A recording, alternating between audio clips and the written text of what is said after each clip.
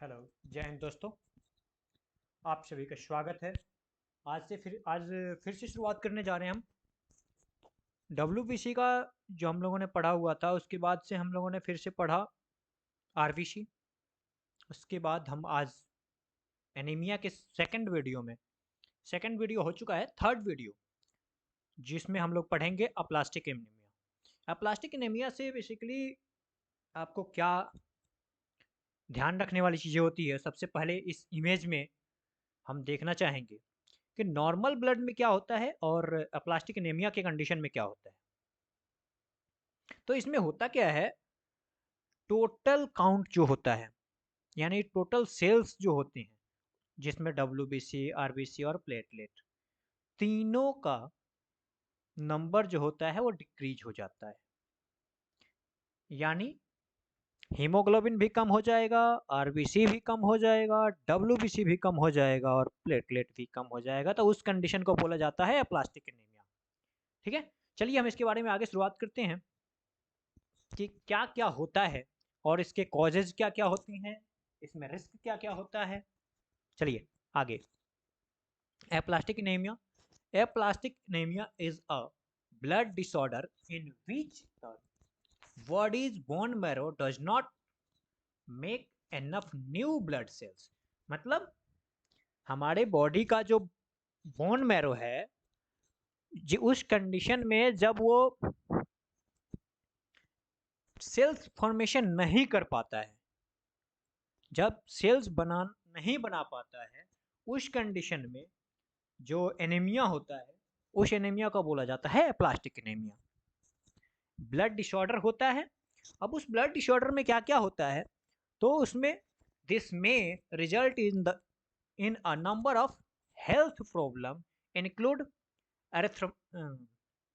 erythemas and an enlarged heart failure, infection and bleeding. यानी देखिए क्या होता है इसमें, अस्थमा का प्रॉब्लम होगा, हार्ट जो होगा वो इनलार्ज हो जाएगा, हार्ट फेलियर के चांसेज हो जाते हैं, क्योंकि जब नंबर ऑफ सेल्स कम होते हैं ना, तो ऑक्सीजन ट्रांसपोर्टेशन कम होगा। ऑक्सीजन ट्रांसपोर्टेशन कम होगा तो हार्ट फेलियर के चांसेस होंगे। फिर इन्फेक्शन होगा, क्योंकि जब डब्ल्यूबीसी कम हो जाएगा, देखिए हमारे बॉडी में आरबीसी का काम क्या होता है, ट्रांसपोर्टेशन। तो ट्रांसपोर्टेशन की वजह से डब्ल्यूबीसी कम हुआ तो हार्ट प्रॉब्लम, इन्फेक्शन, यानी डब्ल्यूबीसी का काम क्या होता है, डब्ल्यूबीसी जो होता है वो हमारे बॉडी में, उसको बोला जाता है सिक्योरिटी गार्ड, यानी प्रोटेक्टिव सेल्स है। वो हमारे बॉडी को लड़ने की क्षमता, यो रोग से लड़ने की क्षमता प्रदान करता है। उसको हम लोग बोलते हैं डब्ल्यूबीसी।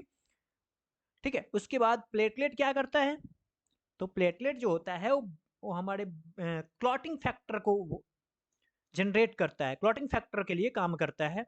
तो उस क्लॉटिंग फैक्टर, प्लेटलेट के कम होने की वजह से ब्लीडिंग होगा। ठीक है, एबनॉर्मल्स ब्लीडिंग्स हो जाते हैं, तो उसमें जब क्लॉट नहीं बन रहा होता है, क्लॉटिंग फैक्टर प्रेजेंट नहीं होता है, तो उस कंडीशन में ब्लीडिंग होती है। यानी नंबर ऑफ सेल्स डिक्रीज होने की वजह से ये सारी प्रॉब्लम्स होती हैं। Aplastic anaemia is a rare but serious condition. यानी ये जो एनीमिया है ये बहुत कम देखी जाती है, रेयर केस में होता है, but it can develop suddenly or slowly and turns to worsen with time. देखिए कई बार होता है कि सडन भी हो जाता है, कई बार होता है कि स्लोली स्लोली भी होता है, जिसका कोई फिक्स सिम्टम नहीं है कि एक सडन ही होगा या स्लोली ही होगा। ये दोनों कंडीशन में पाया जाता है, unless the cause in found and treated. इसका क्या है, देखिए सबसे अच्छी चीज क्या है इसका, कि जितना फास्ट ये होता है ना, उतने ही फास्ट ठीक भी होता है, ट्रीटेड भी है, यानी ट्रीटमेंट भी इसका उतना ही इजी है। ठीक है, investigation in a suspected case of a plastic anaemia include. देखिए अब इसके लिए इन्वेस्टिगेशन क्या क्या होता है, प्लास्टिक एनीमिया को हम कैसे पता लगाएंगे कि ये पेशेंट जो है वो प्लास्टिक एनीमिया का पेशेंट है। तो उसमें क्या होगा, सबसे पहले कंप्लीट ब्लड काउंट कराते हैं पेशेंट का। कंप्लीट ब्लड काउंट में क्या क्या कराएंगे, तो पेनसाइटोपेनिया के लिए demonstration of pancytopenia, low haemoglobin and low reticulocyte count और डीएलसी, यानी जब टोटल कंप्लीट ब्लड काउंट कराते हैं तो इसमें ये सारी चीजें इंक्लूड होनी चाहिए। देखिए इसमें जितने भी चीजें हैं ये बहुत इंपॉर्टेंट होती हैं एनीमिया की कंडीशन में, खास करके अगर नॉर्मल पेशेंट है तो उसको आप हीमोग्लोबिन केवल करा के भी हम लोग कुछ चीजें अंदाजा लगा सकते हैं, बट अगर एनीमिक पेशेंट है तो उस कंडीशन में ना कंप्लीट ब्लड काउंट ही कराना होगा। और अगर ये चीज नहीं हो, इसमें कुछ प्रॉब्लम्स आ रहे हैं, तो उस कंडीशन में bone marrow examination, bone marrow aspiration और बोन मैरो बायोप्सी पेशेंट को एडवाइस की जाती है। इससे बहुत हेल्प मिलता है पेशेंट के डायग्नोस करने में। ठीक है, आगे चलते हैं कि कॉज क्या क्या होते हैं इसके बारे में। तो देखिए, damage to bone marrow, to the bone marrow stem cells cause aplastic anaemia, यानी बोन मैरो में जो फॉर्मेशन होता है सेल्स का, तो उस पार्ट को क्या बोलते हैं, स्टेम सेल्स, जिससे आरबीसी का फॉर्मेशन हो रहा होता है, वही जो सेल्स होता है वहीं पे डैमेज हो जाता है।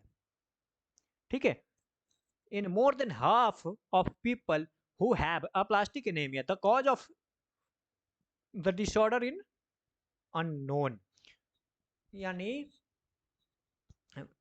हाफ मतलब जितना, अगर 100 पेशेंट है प्लास्टिक एनीमिया का, तो उसमें से 50 से ज्यादा पेशेंट ऐसे होते हैं जिनका अननोन डिसऑर्डर होता है, कि क्या प्रॉब्लम हो रहा है कुछ पता ही नहीं चल पाता है। जब तो उस कंडीशन में बोन मैरो एस्पिरेशन कराना वेरी वेरी इंपॉर्टेंट हो जाता है। A number of acquired disease, condition and factor can cause aplastic anemia, including toxic such as pesticides, aracin and benzene, ये सब रेडिएशन एंड कीमो। देखिए ट्रीटमेंट में क्या क्या किया जाएगा, तो और मेडिसिन सच एज क्लोरोफेनिकॉल, क्लोरोफेनिकॉल जो ट्रीटमेंट होता है। देखिए ये ऑब्जेक्टिव क्वेश्चन बहुत इंपॉर्टेंट है, क्योंकि ये अभी ये क्वेश्चन आया हुआ था पीजीआई चंडीगढ़ कि प्लास्टिक एनीमिया में कौन से मेडिसिन का यूज किया जाता है। ऑप्शन में था फिनॉल, क्लोरोफिनॉल, तो ये क्लोरमफेनिकॉल जो होता है ये प्लास्टिक एनीमिया के लिए यूज किया जाता है। ठीक है, आगे देखिए उसके बाद infectious disease such as hepatitis. देखिए इस हेपेटाइटिस क्यों होगा, क्योंकि डब्ल्यूबीसी काउंट जो है पेशेंट का वो लो हो जाता है। अब लो होने के कारण नॉर्मली पेशेंट किसी भी वायरस से, किसी भी बैक्टीरिया से नहीं लड़ पाता है, उसके जो डब्ल्यूबीसी इंक्रीज नहीं हो पाते हैं, डब्ल्यूबीसी बहुत लो हो जाता है, जिस कंडीशन में पेशेंट इन्फेक्शन का शिकार हो जाता है। एप्स्टेन बार वायरस, उसके बाद साइटोमेगाला वायरस और HIV virus, autoimmune disorder such as lupus and rheumatoid arthritis. देखिए आर्थराइटिस का भी कंडीशन हो जाता है। तो ये सब जो होता है वो सिर्फ और सिर्फ एक ही रीजन है कि डब्ल्यूबीसी कम हो जाने की वजह से पेशेंट इम्यूनो कम्प्रोमाइज हो जाता है। तो आप लोग बोल सकते हैं कि एप्लास्टिक एनीमिया की कंडीशन में पेशेंट इम्यूनो कम्प्रोमाइज हो जाता है। ठीक है, इसका साइन सिम्टम क्या होता है, तो the most common sign symptom are anaemia, fatty यानी पेशेंट फैट हो जाएगा, फैटिजियस हो जाएगा, शॉर्टनेस ऑफ ब्रेथ, डाइजनेस में प्रॉब्लम है, डाइजेशन में प्रॉब्लम आएगा, उसके बाद हेडेक होगा। देखिए हेडेक क्यों होगा, ये इंपॉर्टेंट है, ये जो है बहुत इंपॉर्टेंट है कि आखिर क्यों होगा। देखिए ब्रीथिंग में प्रॉब्लम क्यों होगा, क्योंकि उसका ऑक्सीजन ट्रांसपोर्टेशन जो है आरबीसी करता है और आरबीसी कम हो गया है, तो इसलिए उसको सांस लेने में प्रॉब्लम होगा, ब्रीथिंग में प्रॉब्लम होगा। उसके बाद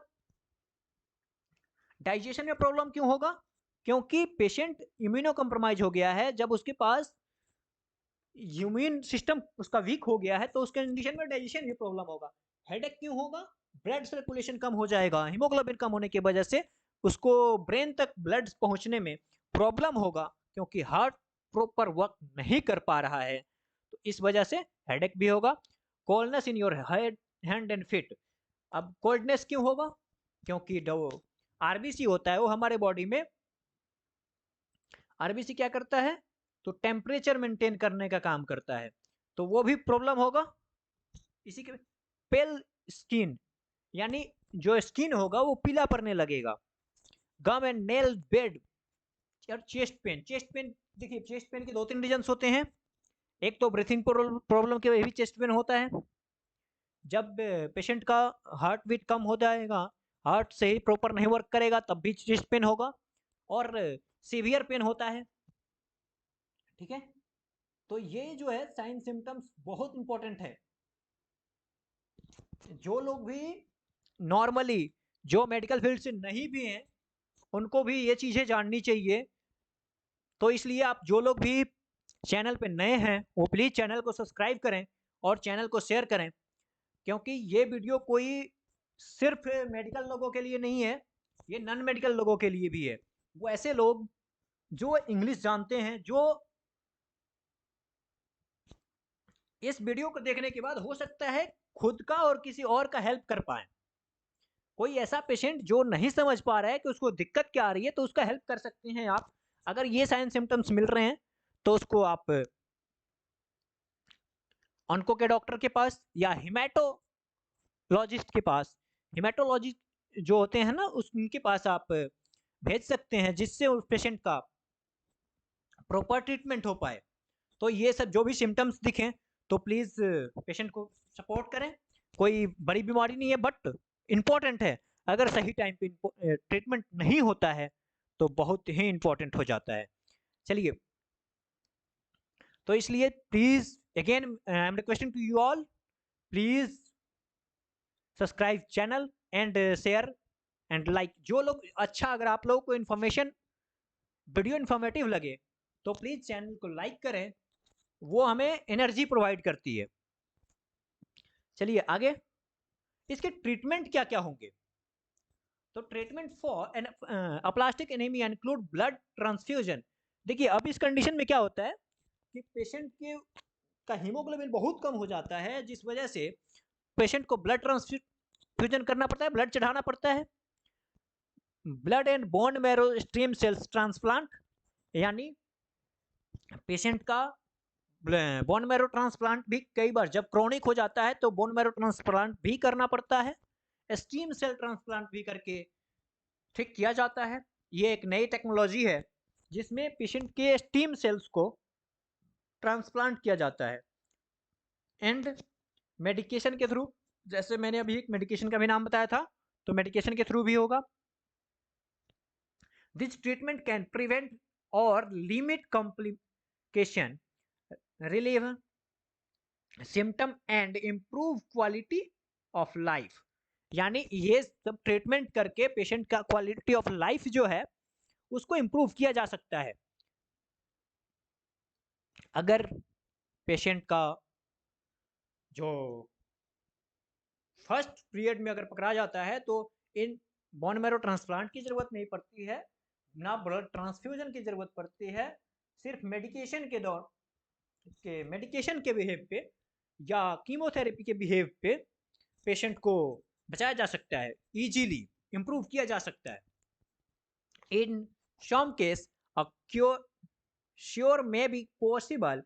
Blood and bone stem cells transplant may cure the disorder, यानी जो blood bone marrow stem cell हैं उसको ट्रांसप्लांट करके भी जो डब्ल्यूबीसी और आरबीसी फॉर्मेशन है स्टीम सेल्स के थ्रू, उसको सिर्फ स्टीम सेल ट्रांसप्लांट के थ्रू इंक्रीज किया जा सकता है। Removing the known cause of plastic anemia such as exposure of toxic may also cure the condition। यानी इसका जो एक्सपोजर से बचाना होता है, क्योंकि ये पेशेंट के लिए बहुत इंपॉर्टेंट होता है। पेशेंट ऑलरेडी इम्यूनो कम्प्रोमाइज हो जाता है, इस वजह से इसको एक्सपोजर से बचाने के लिए, टॉक्सिसिटी से बचाने के लिए बहुत इंपॉर्टेंट होता है। अब देखिए इसमें सबसे बड़ी जो मेन इंपॉर्टेंट है वो रिस्क क्या क्या होते हैं पेशेंट के लिए भी और पेशेंट के फैमिली पर्सन के लिए भी। जो मेन रिस्क होता है वो क्या होता है कि पेशेंट को क्या क्या चीजें ध्यान देने की जरूरत होती है। ठीक है, तो people of all age can get aplastic anaemia. इसके लिए कोई एज लिमिटेशन नहीं है कि इस एज में प्लास्टिक एनीमिया हो सकता है और इस एज में नहीं हो सकता है। बच्चे को भी हो सकता है, यंग को भी हो सकता है और ओल्ड एज में भी हो सकता है। However it is most common in adolescence, यानी अडल्ट में ज्यादा पाया जाता है, young adult and the elderly, यानी यंग में और एल्डर पर्सन में ये ज्यादा पाया जाता है।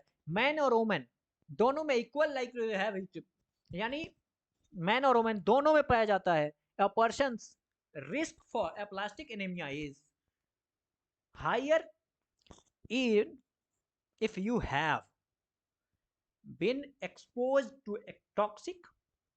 देखिए इसको थोड़ा सा इंपॉर्टेंट है, ये इस पे ध्यान दीजिएगा।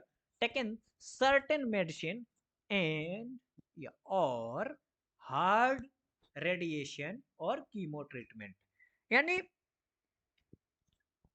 जब रिस्क हाई हो जाता है तो उस कंडीशन में रेडिएशन और कीमो ट्रीटमेंट के का यूज किया जाता है। जब फर्स्ट होता है तो उसमें मेडिकेशन के तौर पे, यानी पेशेंट को अभी थोड़ा प्रॉब्लम्स है तो उस कंडीशन में मेडिकेशन के दौर बिहेव पे ट्रीटमेंट किया जा सकता है। बट अगर क्रोनिक हो जाने के बाद रेडिएशन और कीमोथेरेपी की जरूरत पड़ती है। Certain infectious disease, auto immune disorder और इनहेरिटेड कंडीशन। ठीक है, तो देखिए अभी तक हम लोगों ने ये जो भी पढ़ा इसमें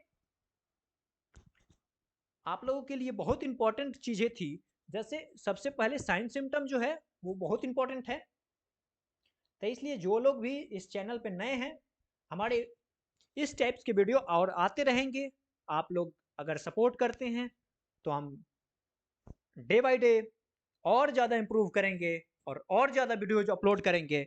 आप सबों से रिक्वेस्ट है कि प्लीज़ चैनल को सब्सक्राइब करें, चैनल को शेयर करें, ज़्यादा से ज़्यादा शेयर करें। और अगर चैनल अच्छा लगता है, चैनल पे इंफॉर्मेशन अच्छा लगता है तो प्लीज़ चैनल को लाइक करें। Thanks for watching.